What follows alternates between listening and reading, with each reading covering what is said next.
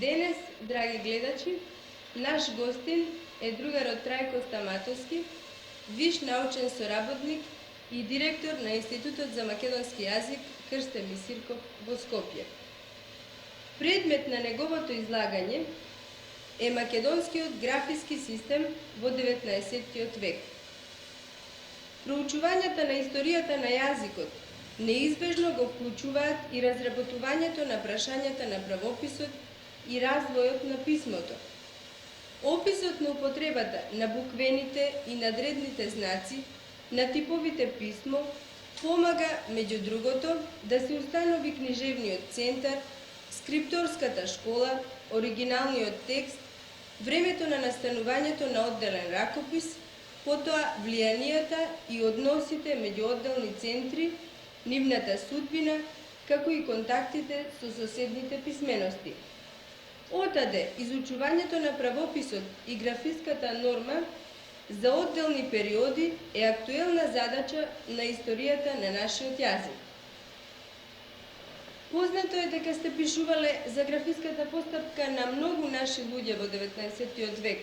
Тука е Кирил Пејчиновиќ, Јоаким Крчовски, потоа Ѓорги Пулевски и Крсте Мисирков.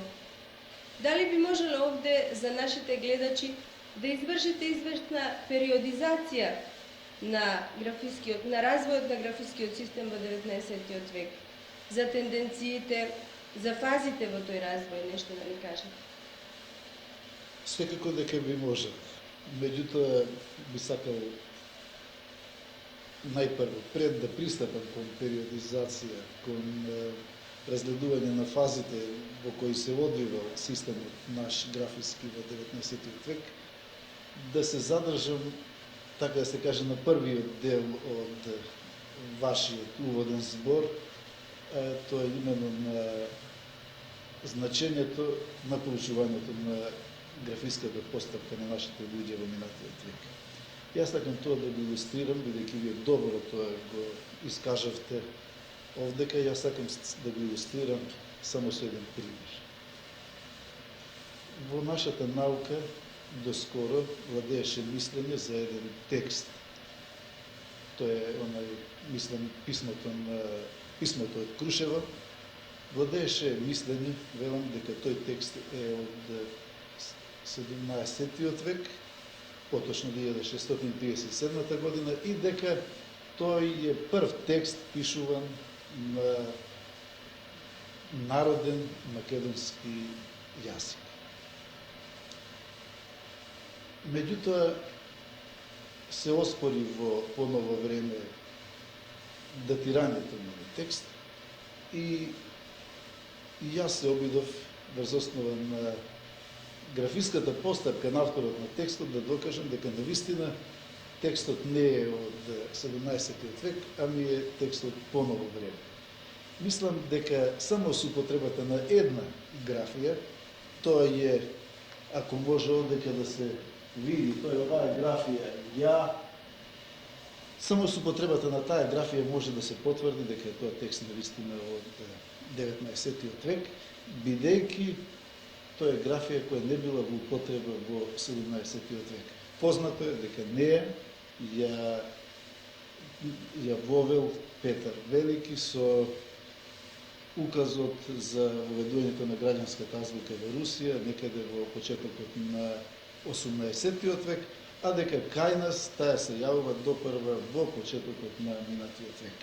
Значи, само со еден знак може да се покаже, да се види местото на настанувањето, времето на настанувањето, а во известни случаи со графиската постапка можеме да го установиме и авторството на известен текст.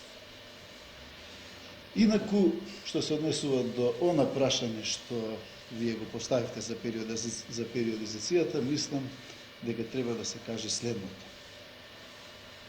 Главна карактеристика на кирилскиот графиски систем во минатиот век кај нас е стремежот, поизразит колку што се влегува подлабоко во векот, кон ослободување од архаичноста што ја носи црковнословенската традиција. Колку повеќе еден автор, при тоа, се ослободува од црковнословенската јазична материја, толку повеќе ги пригрнува принципите на современата азбука. Азбуката и прописот на црковнословенскиот јазик се држат во ова време цврсто, природно, главно во црковните или обредните книги. Граѓанската азбука, со нејзиниот поупростен буквен систем, е повеќе во употреба, природно во текстовите што имаат световен карактер, во тие од практичниот живот. Писмото на тој начин е во зависност од содржината на текстот, од неговата намена и слично. Па главно може да се изделат три фази во развојот на графискиот систем наш во минатиот век. Првата фаза се сврзува со времето на 30-тите години на векот, кога имаме посилно навлегување на елементите од граѓанската азбука. Во што се карактеризира таа фаза? Таа фаза се карактеризира прво во изфрлање на овие знаци, овие графии кои немале никаква гласовна вредност во новомакедонскиот јазик, кои се карактеристични за еден постар период. Тоа се носовките, тие можат да бидат дури и прејотувани, да бидат не само ен и он, туку да бидат и јен и јон, и јери, која го изгубила својот гласеж во новомакедонскиот говор. Тоа е едно. Второ, веќе во отстранувањето на известни графии што означувале, што имале иста гласовна вредност. Познато е дека јатот има гласовна вредност Ј, потоа исто е ова Ј и ова е Ј. И затоа постепено се јавува најнакрај ова е широко, ова Ј го потребуваат миладиновци, а ова јатот е познат уште од старата азбука. Исто така, во овој период се изфрла и овој знак за означување на вредноста на О, или овие два знака кои исто така имаат вредност на У. Исто и овие знаци од постариот период, ја, специјално во иницијална, во почетна позиција, потоа пак се воведува место ја овој знак на старата носовка Н за замена на ја, додека најпосле не се воведе и овај графија, овој знак ја, како што рековме, од граѓанската азбука некаде кон 30-тите години. Втората фаза се сврзува со средината на векот. Тогаш во Србија дефинитивно победуваат Вуковите принципи за упростен графиски систем и тие наоѓаат се повеќе почва и кај нас. Познато е дека Константин Петковиќ веќе пишува со упростена азбука, а Пулевски во својот речник од три јазика веќе ја зема наполно реформираната српска кирилица. За нас особено важен е третиот период во развојот на графискиот систем македонски. Тој условно би можел да се наречи како македонска фаза во развојот на системот. Тоа е периодот кон 80-тите години, кога имаме вака и позабележен развој на македонската национална мисла воопшто. Во што се карактеризира таа фаза. Таа фаза се карактеризира прво во отфрлање на сите стари графии, на Ерот, на Јерито, на Јато, Јуто и Шта. А сите тие, фактички, големиот Ер на крајот на зборот нема никаква вредност и од него немала никаква потреба. Јерито нема звук во македонскиот јазик. Ја, ако се најде за овие две графии, ако се изнајде посебен знак за означување на Ја, тогаш не се чувствува потреба од нив. Се воведува овој знак за означување на вредноста на темниот вокал од заден ред А, кој се среќава во некои македонски говори, а за кој дотогаш беа во употреба повеќе знаци. Во почетокот на овој век, односно поточно во 1905 година, Мисирков во списанието Вардар да го употреби и овој знак, напоредно тој знак со вредност на овој знак он старословенски на А во македонскиот јазик и со введувањето на овие надредни знаци на КГЛН, односно со означувањето на согласките Ч, Дж, Л, Н, да се доближи сосем до нашата денешна азбука. Сметам дека би можеле сега да се задржиме малку повеќе на карактеристичните македонски гласови Қ, Г, Л и Њ.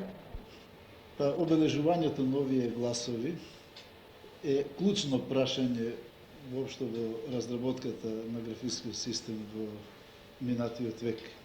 Имено познато е дека тие имаат карактеристичен гласеж, кој во значителна мера се разликува од гласежот што го имаат овие гласови во соседните словенски јазици.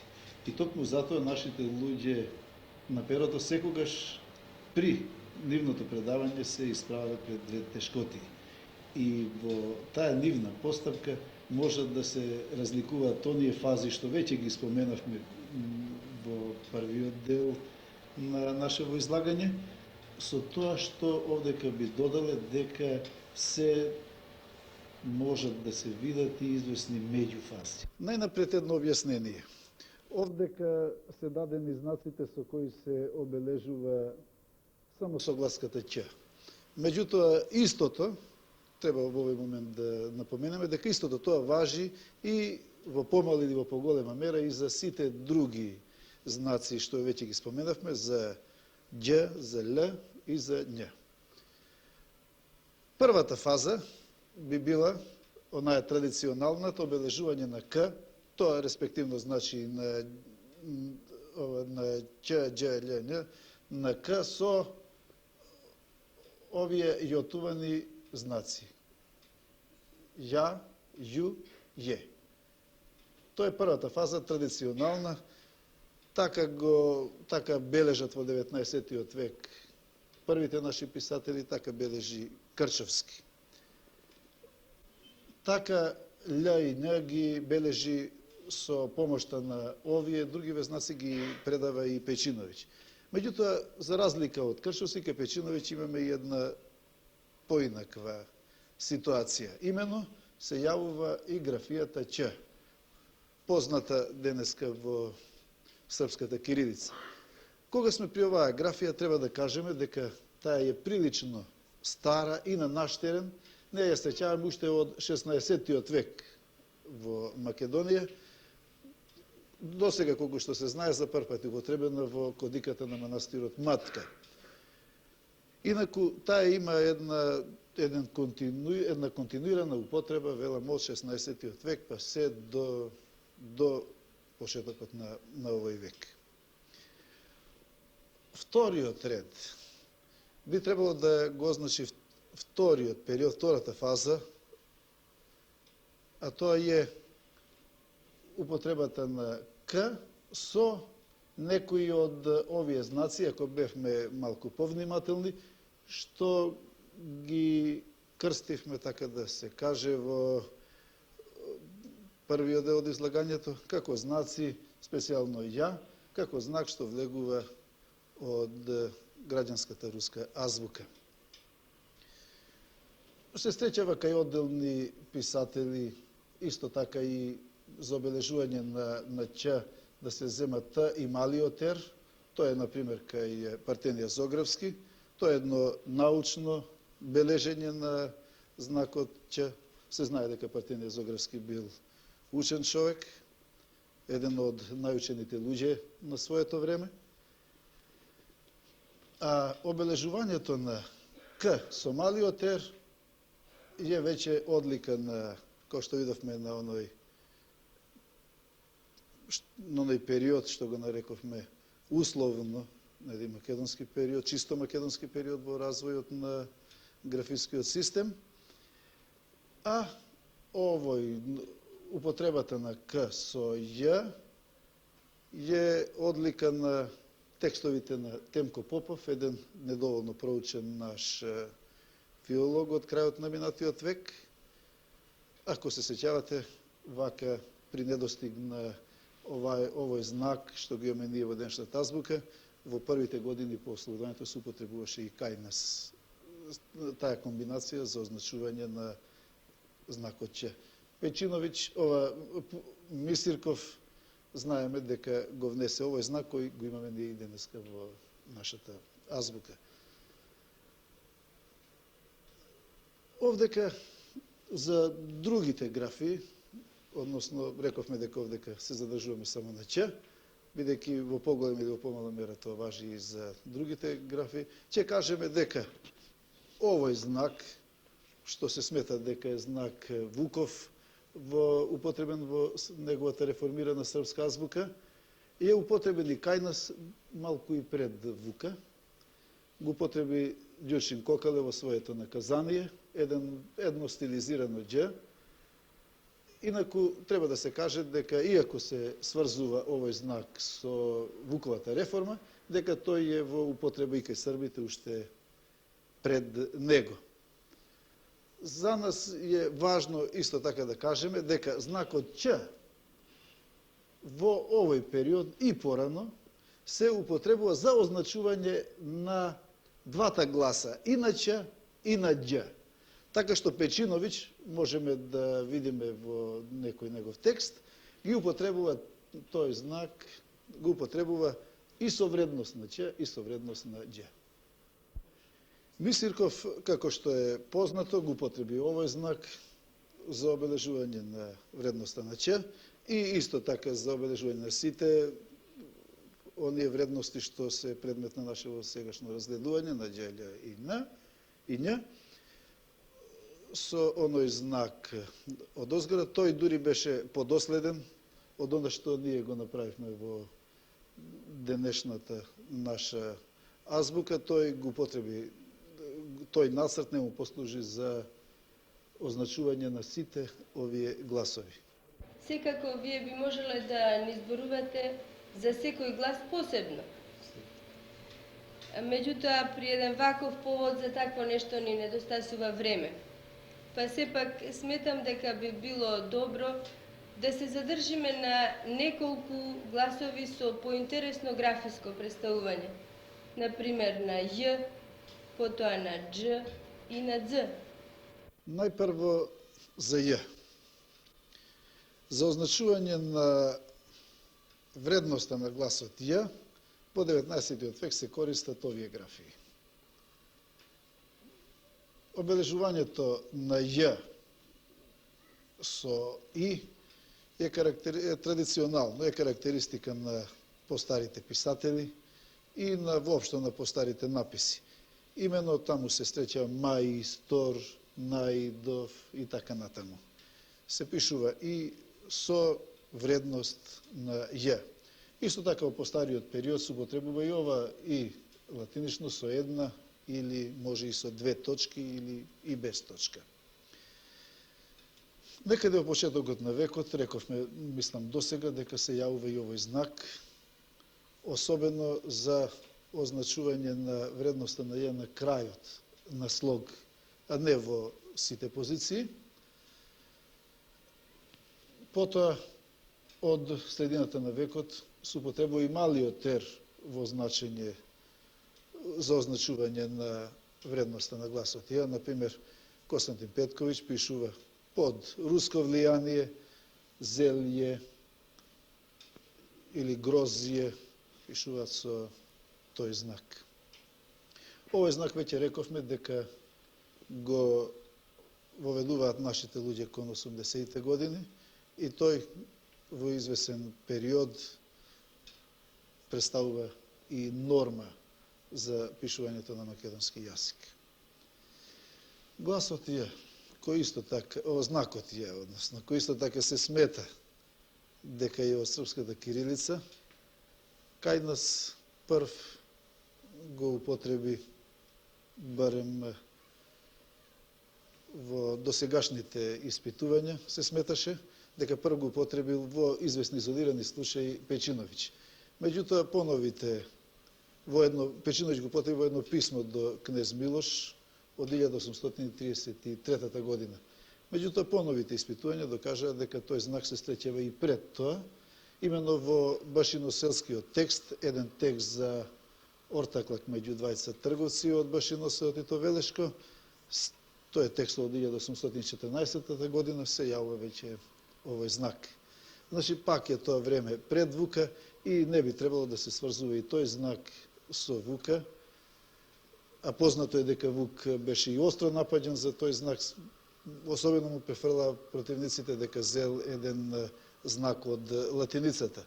Но и руските испитувања докажуваат дека тој бил во употреба и кај русите уште од 16 век, а именно дека е тоа една варијанта нова и само со завртен крак на лево. Ова што го реков важи се за Ј, за употребата на Ј, на графија за означување на Ј, кога овој глас иде самостојно.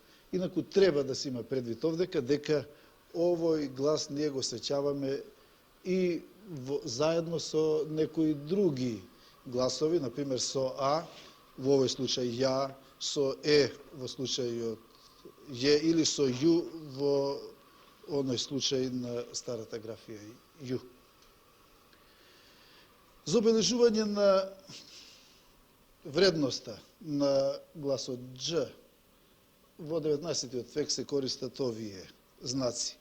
Ч и Ж се постари, тие може да се следно уште во првите наши споменици.